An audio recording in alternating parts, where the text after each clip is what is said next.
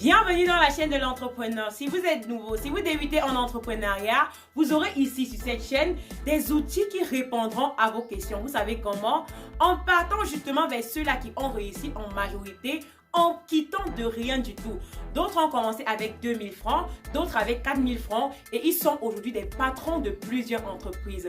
Vous pensez peut-être que c'est incroyable, nous vous disons non. Raison pour laquelle, avant de commencer la vidéo, si vous êtes nouveau, si vous débutez en entrepreneuriat, si vous avez des questions en entrepreneuriat, n'hésitez surtout pas, mais alors pas de vous abonner et d'activer les notifications car oui, ici sur cette chaîne, on vous parle de tout ce qui concerne l'entrepreneur.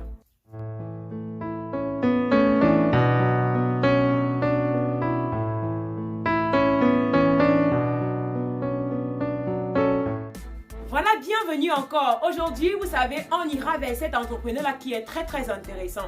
Il m'intéresse beaucoup car oui, il fait partie de cet entrepreneur camerounais-là qui emploie des Blancs au Canada. C'est Monsieur Clément Fogué. Il est à la tête d'une entreprise au Canada. Il est parti du Cameroun il y a 15 ans de ça et aujourd'hui, il est directeur d'une entreprise qui emploie une dizaine et une vingtaine de personnes. Vraiment incroyable, n'est-ce pas? Et les conditions dans lesquelles il est parti n'étaient pas du tout favorables. Il n'est pas parti comme le fils, par exemple, de Samuel Eto'o-Fils ou alors le fils d'une personnalité qui a beaucoup de fortune. Il est parti comme étant le fils de celui-là qui n'avait rien du tout et aujourd'hui, il a mis ses enfants dans les meilleures écoles. Il a employé plusieurs personnes et il est aujourd'hui à la tête de nombreuses entreprises. Restez scotchés pour qu'il nous en dise davantage. On se rend compte que Monsieur Clément Fogué est une figure emblématique de l'entrepreneuriat dans la diaspora camerounaise. Il est celui-là qui représente la diaspora du Cameroun en termes d'entrepreneuriat. On aimerait déjà savoir comment est-ce qu'il a fait étant au Canada pour par exemple créer son entreprise parce que c'est une question qui nous taraude beaucoup l'esprit. Il nous en dit davantage. Je suis un homme à plusieurs casquettes, Ferry, donc difficile de dire ce que je fais. Un comédien de chez nous à l'époque, le célèbre Cancan perd son âme, disait « Ce que je vois, je fais. Ce que je ne vois pas, je ne fais pas. » Ben, pour quand même édifier les gens plus concrètement, je suis un entrepreneur, je fais dans plusieurs domaines. Au Canada, nous faisons dans l'événementiel. D'accord. Nous faisons dans l'entretien paysager. D'accord. Nous faisons aussi dans le transport, dans la logistique, je dirais. D'accord. Ouais. Nous travaillons avec le Canada, les États-Unis, le Mexique. Oui, je dois dire que ce n'est pas toujours évident. C'est pas toujours évident, mais à force de forger, on devient forgeron. Donc, ça n'a pas été un chemin facile. Ce n'est pas aussi facile jusqu'à maintenant. D'accord. On se bat tous les jours pour y arriver. Quand j'arrive au Canada, j'essaye par des petits emplois, j'essaye par des petits métiers. Au fur et à mesure, je me bats, je suis employé, je suis employeur. J'essaie de forger ça jusqu'à ce que jusqu'à arriver au niveau où je suis aujourd'hui. Et je dirais où nous sommes aujourd'hui parce que maintenant, c'est un groupe.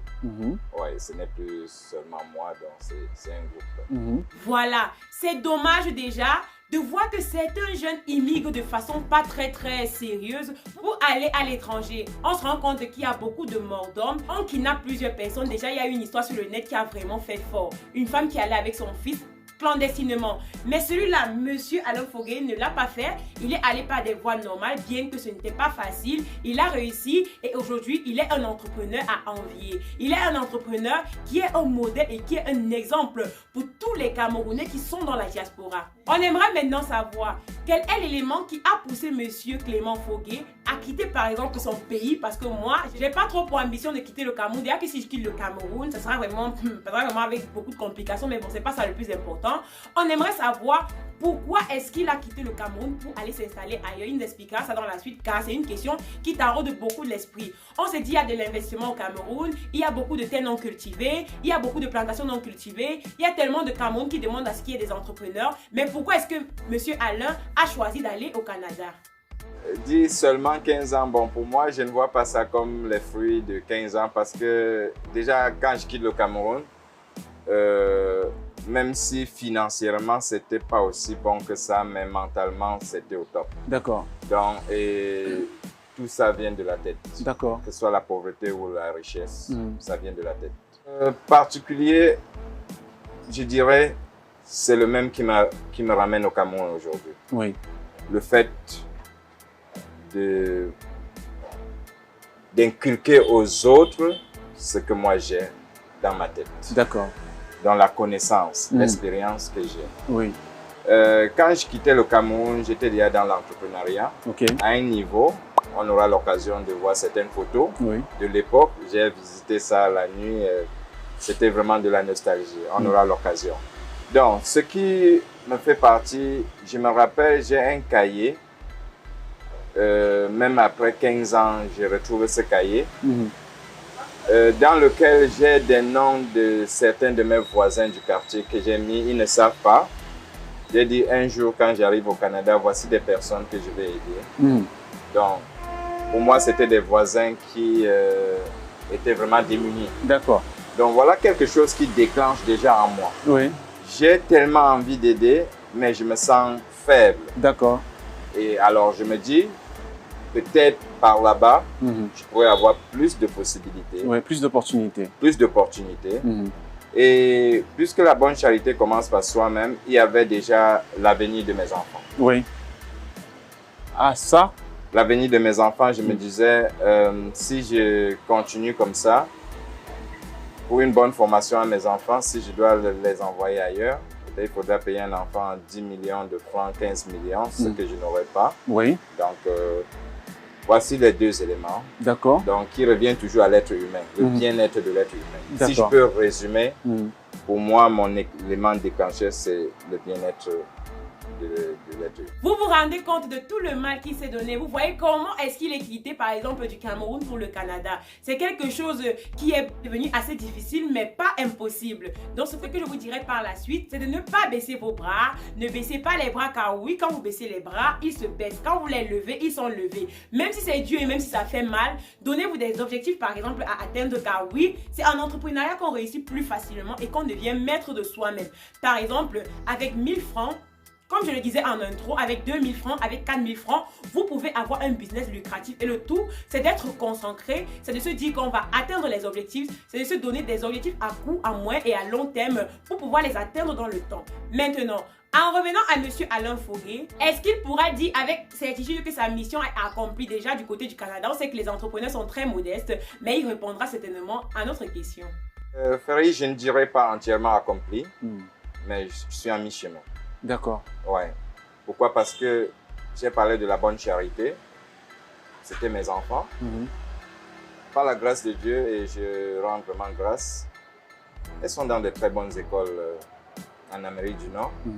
Donc, quand je parle de elles, mes filles, j'ai commencé par les filles. Si je veux parler de mes enfants, je dirais ils, parce que j'ai un garçon aussi. J'ai 2 filles jumelles. Oui. Et celui que nous appelons communément le choptier, donc le bébé de la famille. Oui, le Benjamin. Le Benjamin à qui je dis un coucou là. Oui. Donc, ils sont dans des bonnes écoles. D'accord. Je rends grâce à Dieu. Et maintenant, pour le reste, est-ce que ces missions accomplies? Pas vraiment. Pas encore. Une partie. Pourquoi? Parce que jusqu'à aujourd'hui, j'ai réussi à donner à manger à quelques personnes en Afrique. Mais j'aimerais atteindre le maximum. Quelles sont les difficultés également qu'il a rencontrées? Parce que moi, je ne pourrais pas vous dire, quand il parlera de sa propre bouche, vous essayez de comprendre les difficultés par lesquelles ils sont passés. On l'a dit depuis le départ de notre émission, rien ne s'accomplit sans difficulté. Quel qu'en soit ce que vous faites dans la vie, il va falloir que vous passiez par des difficultés. Une fois que vous êtes dans ces difficultés, c'est ce qui vous permet, en fait, c'est l'élément déclencheur qui vous permettra de comprendre pourquoi et comment est-ce que vous êtes là. Donc, monsieur nous parle de ces difficultés qu'il a rencontrées en tant qu'entrepreneur, par exemple camerounais, par exemple noir, au Canada. Les difficultés, elles sont énormes. Elles sont énormes. Si je peux vous confier quelque chose, quand je suis arrivé au Canada, la toute première chose qui a failli me faire rentrer, c'était pas le manque de boulot, la langue. La langue. Je préfère dire ça en anglais, I couldn't speak English. D'accord.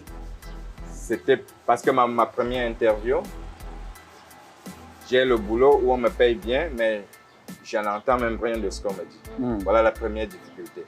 Donc, qui a été une très grande difficulté tout au long. D'accord. Dieu merci aujourd'hui. C'est vrai, pas super, mais je gère des hommes avec ça. Oui. Une autre difficulté, ce qu'on rencontre partout, c'est la couleur de la peau. D'accord. Ouais, ça nous rattrape un peu partout où on va. Oui. Ben, ce que moi je conseille aux gens, de rester focus. Oui. Parce que c'est pas tout le monde qui est... La peau se passe dans la tête et non ici. Justement. Ouais. Ouais, et aussi parce que c'est pas tout le monde qui regarde les Noirs d'un mauvais œil. Il y en a qui sont très hospitaliers, voilà, qui ont compris oui, je l'ai dit. La valeur est dans l'être et non dans le paraître. Comme je l'ai dit, j'ai dit on rencontre un peu partout. D'accord. On n'a pas eu l'occasion de se présenter de quelle région vous êtes du Cameroun. Si déjà même dans la même région, on dit toi tu es Bafang, toi tu es du Ndé, ici on dit tu es Douala, tu es Bamnete. Ben, comprenons que quand on traverse l'océan, c'est une évidence. Tout à fait. Parce que si déjà entre nous-mêmes, ça ne passe pas. Qu'est-ce qu'il faut faire? Tout ça, ça se passe dans la tête. Exactement. On trouve les bons, on trouve les mauvais partout dans cette vie. Tout à fait. Parce que ce sont nos différences qui sont source de conflits, mais ce sont ces différences-là qui font notre valeur également, notre authenticité. Ça, c'est clair. Non, on est focus. On aimerait également savoir le nombre de personnes qu'il emploie. C'est vrai qu'il ne saura réellement nous dire avec exactitude, mais on aimerait comprendre au niveau de l'emploi, quelles sont ces personnes-là, pourquoi et comment est-ce qu'il fait pour employer des jeunes et surtout, quel est le nombre de jeunes qu'il emploie. Nous avons plusieurs personnes à temps plein et à temps partiel. D'accord. De toutes les couleurs. De toutes les couleurs, oui, bien sûr, de toutes les couleurs. Oui. Ouais. Voilà, arrivé au thème de notre émission, on se rend compte que Monsieur Alain, c'est un entrepreneur de taille, c'est un entrepreneur de qualité, c'est une figure emblématique de la diaspora camerounaise. Je veux dire, oui, il fait partie de ces rares noirs-là qui emploient même des blancs. Il a dit tout à l'heure, vous l'avez compris, il est quitté du Cameroun comme si de rien n'était. Il est arrivé au Canada, il s'est investi, il a travaillé dur pour pouvoir être l'homme qu'il est aujourd'hui. Soyez confiants, soyez des Camerounais de demain, soyez des Africains de demain, ces Africains-là qui seront prêts à se lever avec 5000 francs, d'aller de porte en porte pour, par exemple, dire voici mon produit, qu'est-ce que vous en pensez? Car oui, parfois le découragement, c'est parfois la négativité qui nous fait rester sur place, qui nous fait ne pas évoluer. Donc soyez ces jeunes-là qui sont positifs, soyez ces jeunes-là qui sont des modèles pour les autres. Voilà, arrivé au thème de notre émission. Si vous êtes nouveau et que vous passez par là, n'hésitez pas de vous abonner, d'activer les notifications car oui, ici, on parle de tellement de choses concernant l'entrepreneuriat. Certainement, vous apprendrez bien plus que moi. À la prochaine.